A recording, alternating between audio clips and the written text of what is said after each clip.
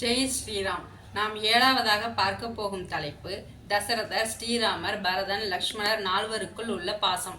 முதலில் ஸ்ரீராமர், தசரதர் இவர்களுக்கிடையே உள்ள பாசம். புத்திரகாமேஷ்டி யாகம் மூலம் பிறந்த குழந்தைகளில் நால்வர்களில் ஒருவரான ஸ்ரீராமர் மேல்தான் அதிக பாசம் மன்னர் தசரதற்கு. ஸ்ரீராமரை தனது உயிராக எண்ணி அரசவையில் வில்லுடன் அங்கும் இங்கும் வேண்டுமென்றே நடக்க வைத்து ரசிப்பார் தந்தை தசரதர்.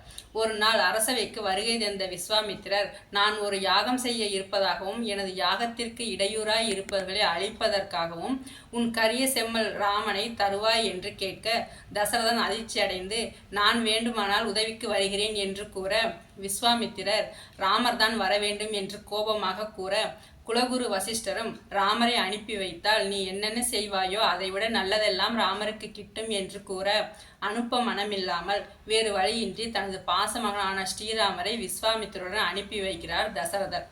கூடவே லக்ஷ்மணரும் செல்கிறார். இவ்விடத்தில் ராமர் மேலிருக்கும் பாசம் வெளிப்படுகிறது. உண்மையிலே மற்றொரு நிகழ்வாக கைகேயி கேட்ட இரண்டு வரங்களை ஏற்றுக்கொள்ள மனமில்லாமல் தான் கொடுத்த வாக்கை நிறைவேற்றி தனது பாச மகன் கானகம் செல்லப் போகிறான் என்று சென்று விட்டான் என்ற செய்தியை சுமந்திரன் மூலம் அறிந்தவுடனேயே மனம் வருந்தி உயிர் துறந்தார் தந்தை தசரதர். அடுத்த நிகழ்வாக கானகத்தில் ராமரை காண வந்த பரதர் தந்தை இறந்துவிட்டார் என்ற செய்தியை சொன்னதும் ஸ்ரீராமர் வேதனை மிகுந்த கண்ணீருடன், அப்பா, நீங்கள் என்னிடத்தில் வைத்த அன்பு எங்கே? நான் உங்களிடத்தில் வைத்த அன்பு எங்கே? நான் 14 ஆண்டுகள் கழித்து திரும்பி வருவேன் என்றாலும் என்னுடைய பிரிவு தாங்காமல் நீங்கள் இறந்து விட்டீர்கள். நீங்கள் இந்த உலகை விட்டு சென்று விட்டீர்கள் என்ற செய்தியை கேட்ட பின்பும் நான் உயிரோடு இருக்கிறேன். உங்கள் அன்பு பெரிதா, என் அன்பு பெரிதா என்று நினைத்து கண்ணீர் விடுகிறார் ஸ்ரீராமர்.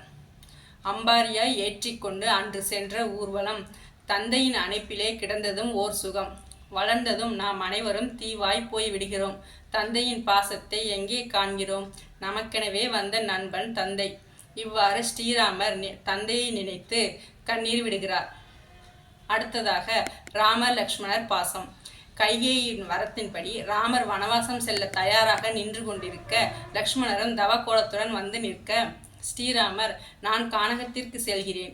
இங்கே துயரத்தில் இருக்கும் பெற்றோருக்கு உதவியாக இரு என்று கூறியவுடன் லக்ஷ்மணர் கோபமாகினார். ஸ்ரீராமர் லக்ஷ்மணை பார்த்து சினம் கொள்ளாதே என்று கூற, அதற்கு லக்ஷ்மணர், ஐயனே, தாங்கள் கானகம் செல்லப் போகிறீர்கள் என்பதை கேட்டு எனக்கு எழுந்த சினத்தை விட தாங்கள் என்னை அயோத்தியிலேயே இரு என்று சொன்ன சொல் மிகவும் கொடியதாக இருக்கிறது என்றார் கண்ணீருடன்.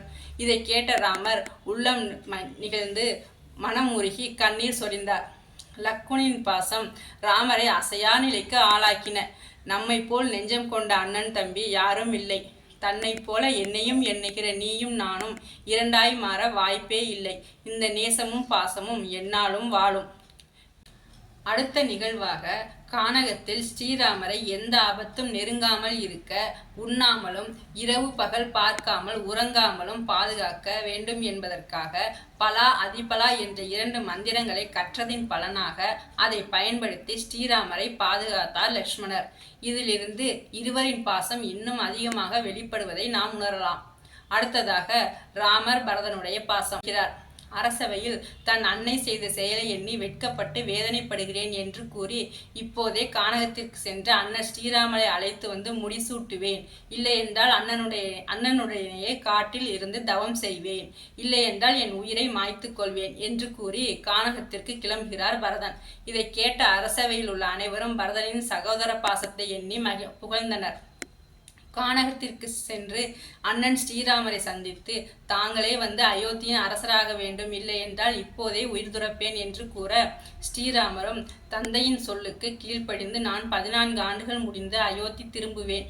அதுவரை நீ என்னிடத்தில் இருந்து அரச பதவியை மேற்கொள்ள வேண்டும் என்று கூற, இதை கேட்ட பரதன் கண்ணீர் மல்க, சரி, தாங்கள் சொல்வதை ஏற்றுக்கொள்கிறேன். தாங்கள் 14 ஆண்டுகள் முடிந்து அயோத்திக்கு வந்து ஆட்சியை ஏற்க வேண்டும். திரும்பி வர ஒரு நாள் தாமதமானாலும் நான் நெருப்பில் விழுந்து உயிர் துறப்பேன் என்று உரைத்தார். இதை கம்பர், ஆம் எனில் 7 ஆண்டில் ஐய நீ நாம நீர் நெடு நகர் நன்னி நானிலம் கோமுறை புரிகிலை எண்ணின் கூர் எரி சாம் இது சரதம் நின் ஆணை சாற்றினேன் என்று வர்ணிக்கிறார். இவ்விடத்தில் அண்ணன் தம்பியின் பாசத்தை நினைத்து கண்ணீரை வரவழைக்கிறது. மேலும் தங்களது திருவடிகளையே எனக்கு மகுடமாக சூட்டிக் கொள்கிறேன் என்று ஸ்ரீராமரின் பாதுகைகளை வாங்கி அழுத கண்ணினை உடையவனாய் 2 திருவடிகளையும் தலைமேல் சூட்டிக்கொண்டு மண்ணில் விழுந்து வணங்கி நந்தி கிராமத்திடத்தே ராமனின் திருவடியை வைத்து 5 புலன்களையும் அடக்கி ஸ்ரீராமரை நினைத்து தென் திசை நோக்கி வழிபட்டு அங்கேயே தங்கியிருந்து ஆட்சி புரிந்தார் பரதர். இவ்வாறு ஸ்ரீராமர் பரதனின் எல்லையில்லா பாசம் நமக்கு புலப்படுகிறது. ஆசையாய் இருக்கிறது இதுபோல் வாழ்ந்திட, பாச பூமழை பொழிகிறது இதயங்கள் நனைந்திட. இவர்களை காணுகிற கண்கள் இவர்களோடு சேர கெஞ்சும். இவர்கள் சேர்ந்து வாழ்கிற இன்பம் அந்த சொர்க்கத்தையும் மிஞ்சும். பல 100 வண்ணங்கள் ஒன்றாக சேர்ந்திருக்கும் ஓவியம் போல இவர்கள் சேர்ந்திருந்தார்கள். வரலாறு எல்லாம் இவர்கள் பெயரை சொல்வது போல் வாழ்ந்தார்கள். நாணலை போல் வளைந்து ஒற்றுமை காத்திட நால்வரும் தூண்களாக நின்றார்கள். ஜென்மங்கள் மாறினாலும் அன்பினால் ஆயுள் கூடி சொந்தங்களாக சேர்ந்திருந்தார்கள். பாசமழை தூவி பக்கத்துணையாக நின்று மகன்களை வளர்த்து பாசத்தை நிரூபித்து விட்டார் தந்தை தசரதர். தம்பிகளின் முகத்தை காணும் பொழுது தந்தையின் முகம் தோன்றுகிறது. 1000 யானை பலம் அண்ணன் தம்பி சேர்ந்திருந்தாள் என்று ஸ்ரீராமர் நிரூபித்து விட்டார். சொந்தமுள்ள வாழ்க்கை சொர்க்கத்துக்கும் மேல், சொத்து சொகம் எதுவும் வேண்டாம் என்று பரதன் நிரூபித்து விட்டார். கண்கள் கலங்கினாலும் பல கைகள் துடைக்க வரும் என்று லக்ஷ்மணர் நிரூபித்து விட்டார். இவர்களைப் போல் பாசம் எல்லோருக்கும் வாய்ப்பதில்லை. ஜெய் ஸ்ரீராம்.